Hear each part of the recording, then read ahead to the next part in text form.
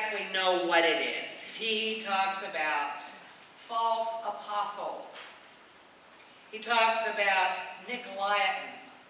He talks about the synagogues of Satan. And he talks about the teaching of Balaam. Now, all of these are completely unknown to us. We have no idea who these people are. And finally, he talks about Jezebel. Well, the language of false apostles is, well, you could read something quite similar in Paul's letter, especially in 2 Corinthians, where he says that there are people who call themselves super apostles, and he doesn't think they're so super. And there are serious issues at stake between Paul and these other apostles, just as there seem to be between John of Patmos and whoever those other apostles are in some of the churches in Asia.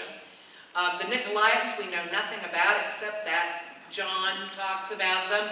The synagogues of Satan make it sound as if those other apostles, just as in Paul's letters, are Jews rather than Gentile Christians.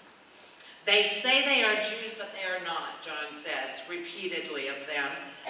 And the teaching of Balaam, and he's borrowing the story from the Old Testament, you remember about Balaam. And then, of course, whoever the woman is that he calls Jezebel, the issues altogether seem to have a fundamental concern about food offered to idols. That is the single ethical and religious issue that's at stake. And what that translates for us to is, can Christians be good citizens of the Greco-Roman world? Is it possible for Christians to have any kind of regular life in a city? All right. Now, my hunch is that all of those insults about false prophets and Nicolaitans and synagogues of Satan and Balaam and Jezebel, I think they're all aimed at the same sorts of people. And the curious thing to me is that they sound very much like the people of Paul's churches. And because Paul endorsed the leadership of women, I suspect Jezebel is a leader. That's not really her name, you know. Whoever Jezebel is a leader of one of those churches that traces its heritage to Paul. Because Paul's got a very different understanding of how Christians may engage in civil society. I think part of this is that Paul lives with a missionary impulse that drives everything else in his work. And he lives relatively peacefully among his neighbors, without the threat either of huge hostility or violent repression, and therefore the boundaries between his communities and the world around them are permeable.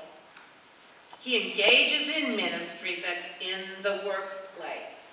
He deliberately doesn't take a salary so that he can work with his hands and not have the church have to pay him money. And so he has access to a mission field. And he says to the Corinthians in 1 Corinthians 8:1 through 11:1, eating food offered to idols, either because you bought it on the marketplace or because you were invited to someone's home where it's being served, is okay for Christians, because there's no such thing as an idol.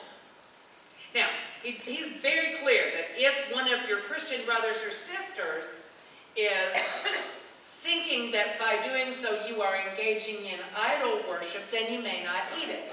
He says, I'll never eat another mouthful of meat again if it causes a brother or sister to fall. That is, to think that it's okay to worship God and idols. But you see, this is a very different way of negotiating empire than John of Patmos has. John says any contact with idol worship at all is absolutely too dangerous for the church, and he forbids it all. And he looks at other Christians who, frankly, got a different way of negotiating the empire, and says they're too dangerous. And he condemns them. And he uses the insults that he finds in Scripture. He calls them Jezebel and Balaam and so on. So we've got something of a problem here, I think, or at least I do.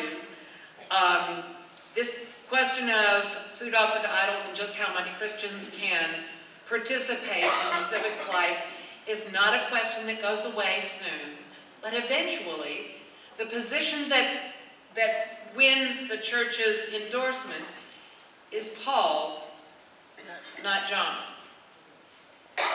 So, just like in other times of church history, when Christians of different views struggle with each other, sometimes the rhetoric gets a little violent. I think that's sort of, we could probably think of a few times recently. I can. When Christians who feel deeply about a contested issue demonize one another. Maybe Jezebel isn't the current word that people use, but there are equally unkind ones.